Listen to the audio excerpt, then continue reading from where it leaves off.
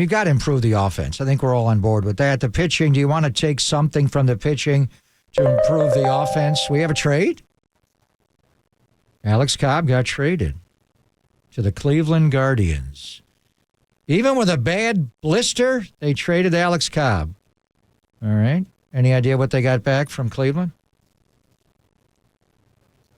No details yet. Giants have made a trade, and they moved Alex Cobb. See, and again, that doesn't move me one way or the other because it seems to me that they're trying to get down to that line. And here's the other thing about Alex Cobb, too, is that they've got all this good young pitching, so that doesn't define a direction. Now, will they use some of this savings from Soler and from Cobb and go get a bat? That's the one thing. Is Brian back? I'm sorry. Yeah, we got him back. Oh, we got Brian Giants back. made a trade, Brian. They traded Alex Cobb to Cleveland. Really? Yeah, wow. All right. done. So that you sound down. I'm No, sorry. Does that define a direction? If Cobb goes and Soler goes, aren't you becoming a seller here? Yes. Yeah. I mean that I could see trying to rework things and save money with Soler, but I don't think you would do that with Cobb. And again, the way they probably also they're reading the market that this is a solid pitcher, a lot of innings. There's not many guys like that. So. Yeah, unfortunately, it does make sense. We actually thought he was going to pitch tonight against the A's, but and he's had a hell of an offseason with a hip injury, the shoulder, and now a blister, but hopefully he'll pitch well for Stephen Vogt. All right, so let's here's something that's interesting. So I just did quick math here. And there's a third of the season left, so a third of their contract remains. Alex Cobb signed at 2 and 20, so he had 10 by a third, $3.3 million. So they saved about $8 million with those two moves. It seems to me that if you trade Soler and you trade Cobb and whatever Farhan's going to say at the end of this whole thing, he's never going to use the rebuild thing, but they're sellers. They sold Soler. They traded Cobb. Are they not sellers? Well, they sold pieces to me that they're willing to give up.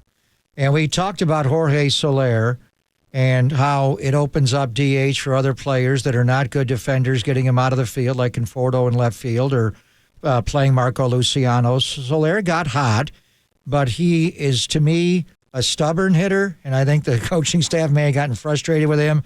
So I know it saves money, but I don't know if they're that much of a lesser baseball team with Jorge Soler off the team. I think he was coming around, and I think he'll hit well in Atlanta and the surroundings that he's comfortable with, being the World Series MVP just 3 years ago. With Alex Cobb, he just has not been the same pitcher since last year. And it was that start against the Cincinnati Reds in late August, and it was the one time that Cap did not, everybody was against Cap for going to pull pitchers, and now you want him to go deep in the game. He lost the no-hitter. He had a perfect game going in the ninth inning. He had a lot on the line, but he lost the no-hitter. He lost the shutout all at once. I thought, get him out of the game. Like right now, they let him throw a few more pitches. He got to 131 pitches that night, and he never really was the same guy. His next outing, he went 3 innings. He threw 58 pitches, 5 innings, 79, and then he had to have the surgery on Halloween with the hip. That set off a series of problems with the shoulder. We thought he'd come back in April. He never did, and he wound up never pitching for the Giants again. We thought he would pitch tonight. We thought maybe they'd showcase him to pitch a game on Sunday against Colorado before the break, and somebody may look at him before the trading deadline. And then he developed a blister in his last start in Sacramento, John. So I think with all the pitching that's arriving now and his contract situation, he's expendable. He's a guy you can move his money, and what is the clear role for him on this team? I think this is easy to see. Birdsong's really good. And so what they want to do is they want Birdsong up here. They want Harrison up here. So there's your 2 young guys. Snell is here.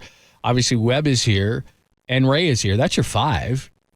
Alex Cobb was a luxury at 6, and I know that you would probably pull back on the innings at some point for Birdsong, but he's a legit major leaguer.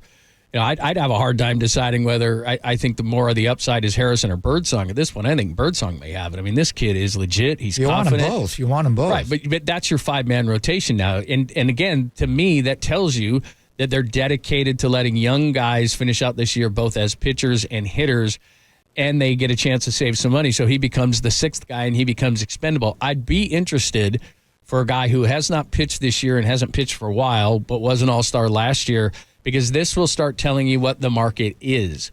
Because if they got a decent return on Alex Cobb, a guy who hasn't pitched all year, what are you going to get for Blake Snell, a guy who's showing that he's in true Cy Young form?